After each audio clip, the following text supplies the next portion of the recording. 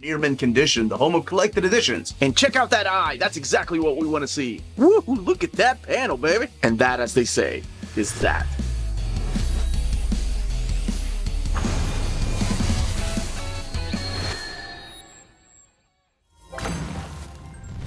How's it going, everybody? This is the Uncanny Omar from Near Mint Condition, the home of collected editions, and I made a little big mistake. What am I talking about exactly? Well, here in a second I'll explain what I mean. Today we're going to be doing an overview of the Flash Gordon Classic Collection Volume 1 on the Planet Mongo from the folks at Mad Cave Studios. So join me.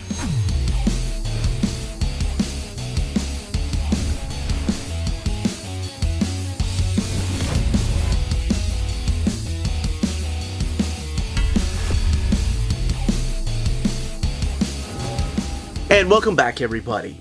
Before going any further, a big thank you to the folks at Mad Cave Studios for sending us a copy of this hardcover collection. And there are 2 volumes, I think, available already, a 3rd one coming out, and I think 5 solicited so far, collecting the complete Sunday strips. But what we're looking at here is going to be the Classic Era by Alex Raymond. But before I go any further, here's look at the front here, and look at these complete classic Sunday strips, 1934 to 1937, with this amazing action sequence there. Flash Gordon Classic Collection Volume 1. It almost feels like a obi that's going around the book right here. This white strip. With an introduction by Alex Ross, who was heavily inspired by Alex Raymond. And then the Mad Cave logo and the ISBN, the book retailing for $49.99. Now, one of the things I want to go ahead and point out is the dimensions, the size of the book, because it's not your standard size kind of collection. So it is longer, but just as tall as one of the trade paperbacks. So the paper stock, even though the book looks a little bit taller, that's because it's a hardback. The size of the paper, the height, is the same. However, as you can see, it's longer, and that's because we're looking at comic strips. So we're going to open this up together, talk about the stories found in here, give you a little bit of background as to how it all got started, and of course the influence that it's had and impact it's had in not just comics, but other media too. And talk about these characters like Flash Gordon and, of course, Ming the Merciless. Okay, let's go ahead and open this up. You have your end sheets here. And I want to point out that they are different than the end sheets in the back with, oh my gosh, blowing up these particular panels. Just beautiful. And here we go. So, what's up? Flash Gordon, Classic Collection, Volume 1. And the complete Sunday strips, 1934 to 1937, with Alex Raymond, Don Moore. And then the restoration by Peter Maresca. And Flash Gordon Legacy right there kicks it off with Alex Ross. They're telling you where you're going to find each of these particular stories. And then, of course, your Birth of a Legend by Doug Murray. And it goes deep. There's this beautiful piece here by Alex Ross talking about the impact of Flash Gordon that it had on his life. And talking a little bit about also the creator of Prince Valiant, Hal Foster, and just the influence that these legends had on Alex Ross himself. This is the first, I remember this was my first take when I started developing an interest in the character, was the Filmation late 70s cartoon.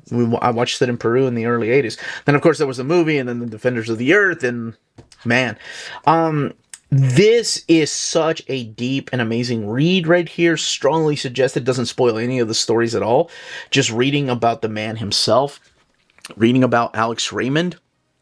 And where he was born. And what he tried to do in life. Like when it came to a job and career. And how it kind of brought him into the comic strips. So with the success of comic strips like Buck Rogers, King Feature Syndicate decided to do its own sci-fi. We still didn't know, we didn't have that term. Actually, they dubbed it something else, but eventually it will become science fiction. So they wanted to do their own science fiction type of stories, but what Alex Raymond had pitched to the Buck Rogers strip, he kind of said, you know what, I'm going to do my own thing, and the rest is history. So here we have Flash Gordon for the first time. The comic strips collected and restored in a beautiful format. There is a little bit of an editor's note right here talking about how they had to be reformatted from their original portrait layout to this landscape version here. These strips were printed at half tabloid size for 15 weeks and have been presented in this manner for consistency. Unlike other editions, Raymond's Flash Gordon newspaper strips have been collected over the years. The June 16th, 1935 strip is not portrait tabloid format version that many are familiar with. Different versions of various strips during this period 1935 exist, where Raymond's art was cropped and expanded in order to fit in newspapers where they were syndicated. So like I said, I strongly suggest reading this. It's a wonderful just history on Alex Raymond. Some of the things I knew about and others I had no idea about.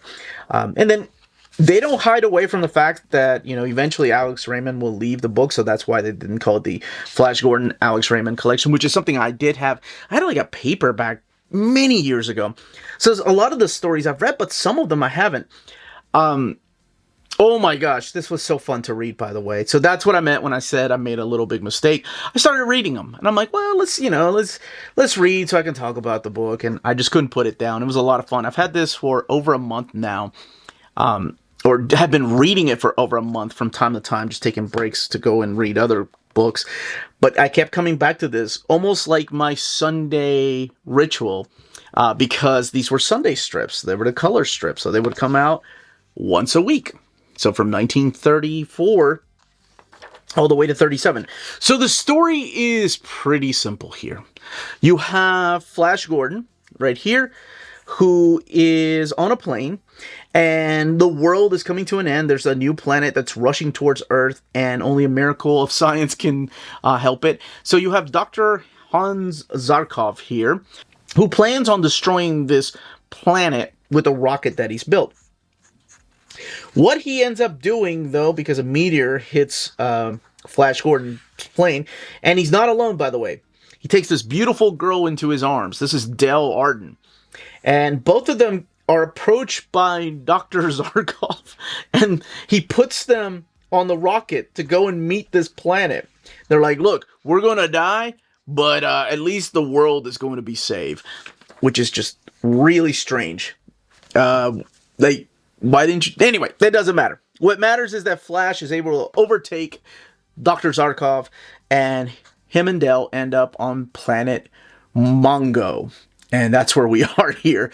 So they come in conflict immediately with Ming the Merciless right here. This is the evil ruler who separates both of them. He puts Flash in this Coliseum to fight for his life, and he keeps Dale for himself because he thinks, well, this could be one of my many, many wives.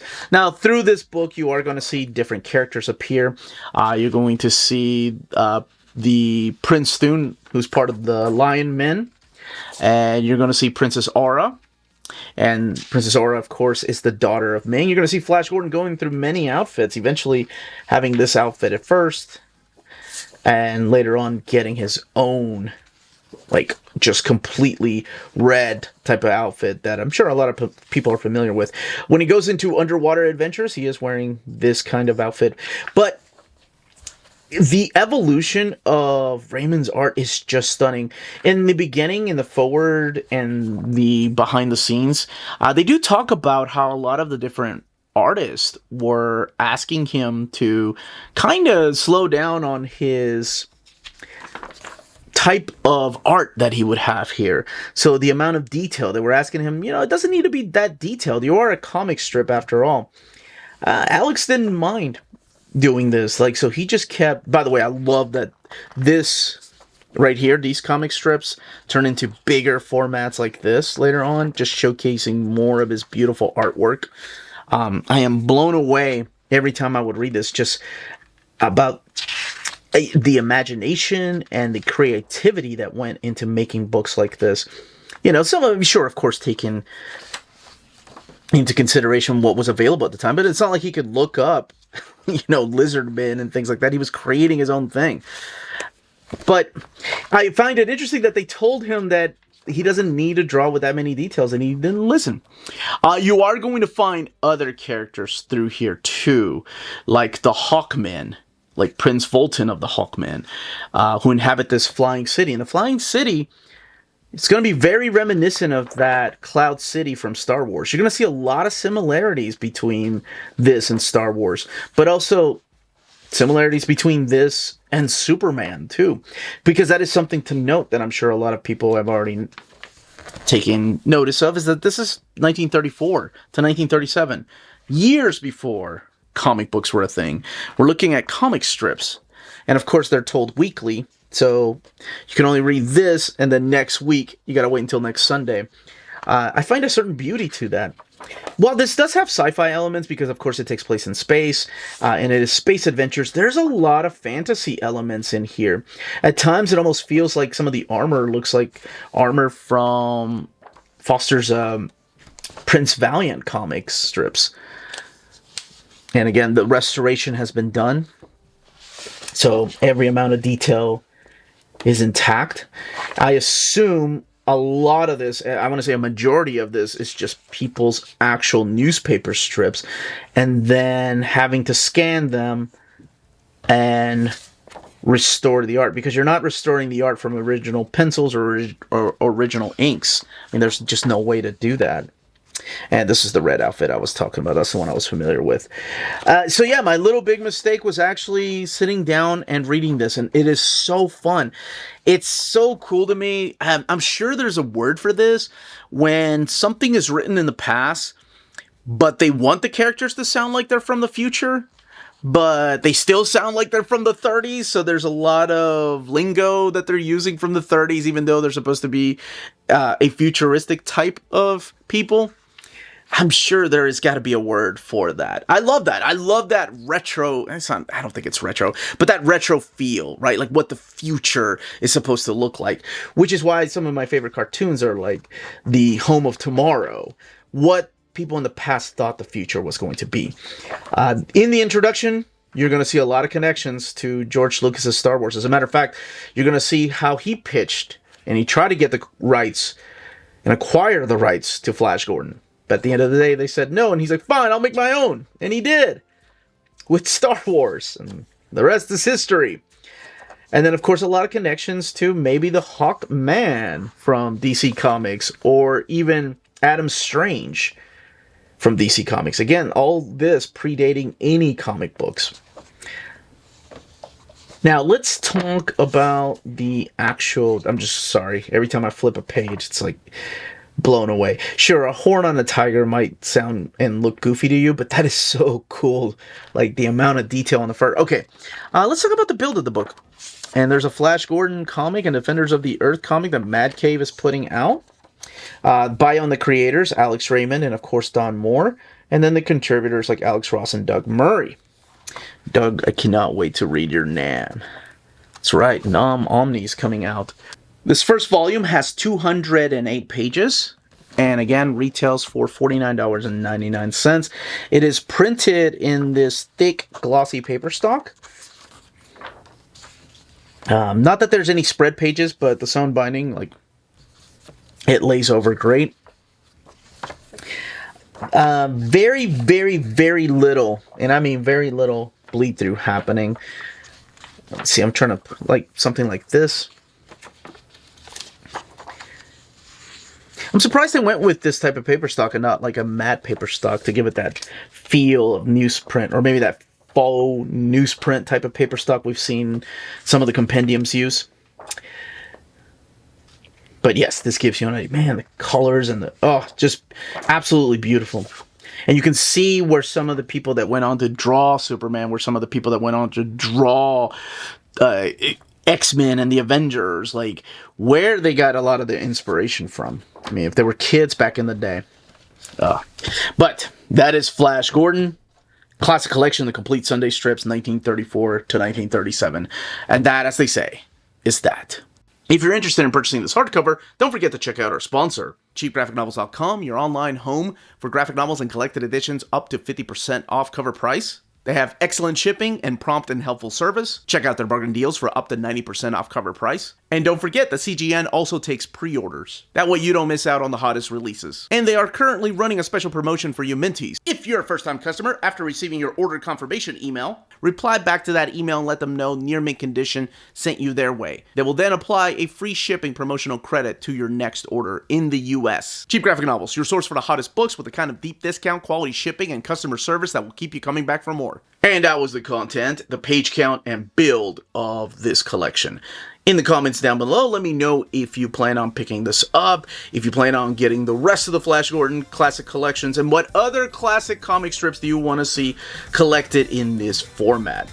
If you have any questions, leave them down below. Smash that like button on the way out, everyone. Stay healthy and safe out there. Much love.